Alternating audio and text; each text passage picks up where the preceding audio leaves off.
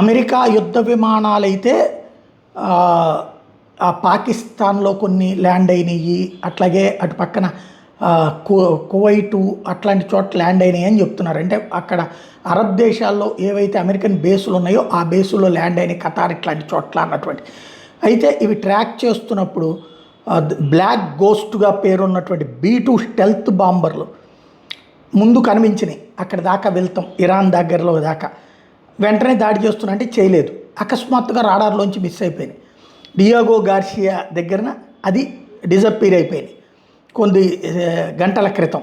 దీంతో సంథింగ్ ఎక్కడో అక్కడ ఒక చోట, ఎందుకంటే ఇప్పటికే అరబ్ దేశాలు మమ్మల్ని మా దేశం నుంచి దాడులు చేయొద్దు, మమ్మల్ని టార్గెట్ చేస్తుంది ఇరాన్ అని చెప్తున్నటువంటి నేపథ్యంలో మరి ఏం జరుగుతుందో తెలియదు.